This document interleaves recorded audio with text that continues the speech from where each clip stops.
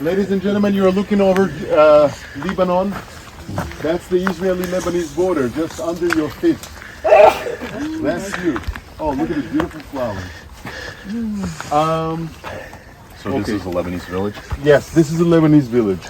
Actually, the area with the trees you see just in front of us, it's a buffering zone. It's no man's land. Because, bless you, because Israel pushed the enemies, the Hezbollah terrorists. We made what we call the 2 miles belt, security belt or buffering zone, because we can protect our border when the enemies are right, bless you, when the enemies are right on your border. So because of the infiltrators that we had, well, we made this security zone. Where's the town where they were doing the tunneling? Is that right over here? They're trying to do the tunneling. Yeah. All over this area. Here, but most of it more to the north as well, on the Galilean. So just a few years ago, again, just to think of Israeli security. Think of raising your children in a village up here in the beautiful north. That's not technically the Golan, yeah. That's it. Think of that. You live on the border. You look across. Here's a Lebanese village, and that's pretty far away. There's some that they almost just flow together. And the people that live there, night after night, they think they can hear some hammering. And for years, Hezbollah is tunneling under their town with a really pretty sophisticated tunnels. And they keep reporting it. The IDF says, "Oh, you're just hearing things," but they go, "Is IDF know what's really happening?" But so what they do is they let them do it for a few years. And just before they get and break out the hole, I don't know if they break in from the other side and just pump the whole thing full of concrete until it bubbles up out the other side and just make them waste all that time. But think of this as a little kid. You grow up in a town where it is real that monsters can come up out of the ground who want to kill you. You know what I'm saying? Like, that's your world. Like, you just think of the nature of the hostility that so many have to deal with and how vigilant Israel has to be with regard to the neighbors. It's really kind of a terrifying thing to think 10 guys could come up with weapons and just start blowing your neighborhood and killing. I mean, that's terrifying. But thankfully, they have a good security apparatus. Tunnel, as far as I know, was more the Galilean. Yeah, it was not really good. They're probably looking at you right now, yes? Friends, I really want to continue because I think some of us really need bathrooms. I want to say a few words quickly about what you see here. Where to begin? Oh my gosh. Okay. So the Jews started to come 1882 with intentions to build a Jewish national homeland. You remember what we said about the British conquering Israel? So just before they conquered, they made what known as the biggest achievement of the Zionist movement ever, the biggest political achievement. It was 102 years ago. It's known as the Balfour Declaration.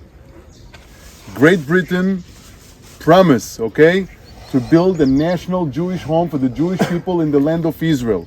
And what I want to say about this, they promised both sides of the Jordan River, both what is Jordan today and this side, both were promised to be the home of the Jewish people. Yes? Another thing I want to say about this, it was authorized by the League of Nations. So we got this land from the League of Nations, later to become the UN, not just England. Okay? What else? Back then, colonialism was not very popular anymore. So the British were actually needed an excuse to do that.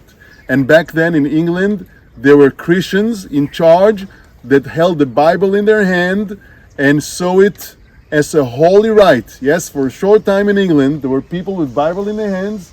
Yes, Lord Balfour and Lloyd George, and they saw it as a holy right to help the people of Israel fulfilling the biblical prophecies.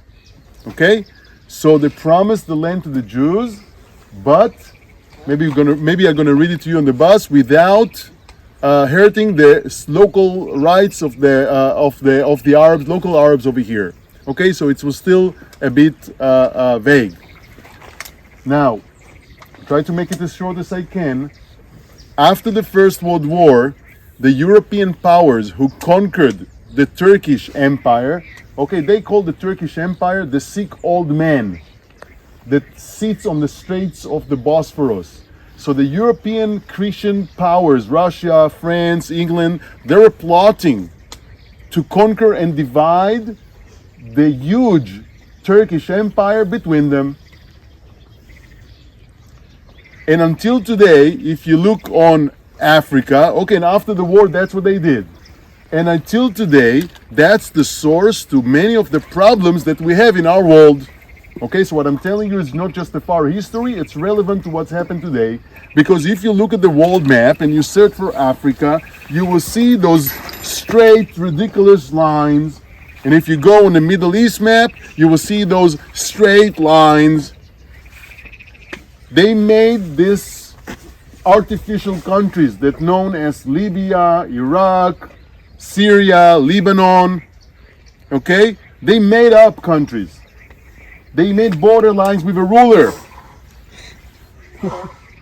without any consideration of natural topography, yes, defensible borders, minorities, religions, nothing.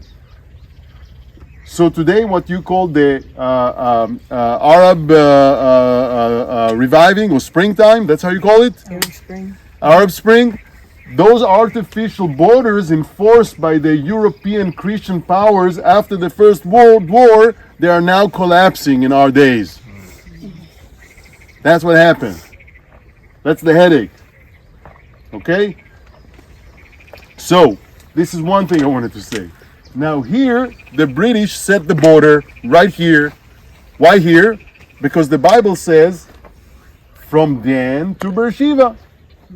So Dan must be a part of the Jewish state, future Jewish state. They set the mandate.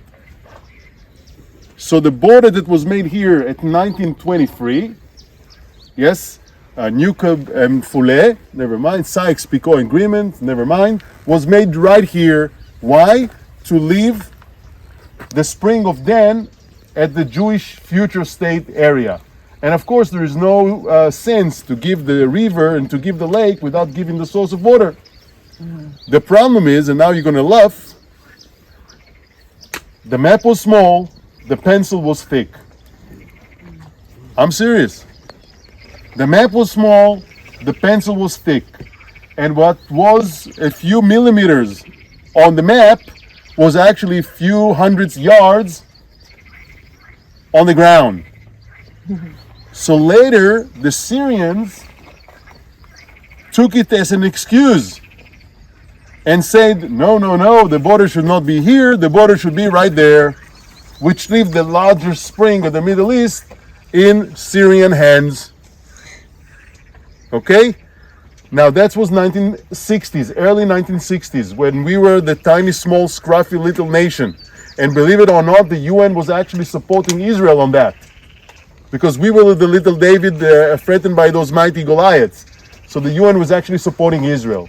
And to end the story, you see some burned tanks very soon. And that was a war zone. There were battles over the water. They even tried to take the water away and to move it to the Syrian side. And all that brought us, yes, to the 6-day war that we're about to talk about later. Okay? The battles over the water. Oh, and another thing they did, they brought a young, ambitious Palestinian guide from Tunisia, and they established a new organization in the name of PLO. So the Syrians brought Yasser Arafat, they established the PLO organization, and Yasser Arafat, until his last day, was holding a gun because he started as a terrorist. They penetrated our borders and targeted our kids in kindergartens. Okay? 1960s, we had the horrible terrorist attack that specifically targeting kindergartens, buses, and all that. That's the days of the early 1960s by the PLO. And that's another of the reasons that eventually brought us to the 6-day war that we're going to talk about later at the Golan Heights.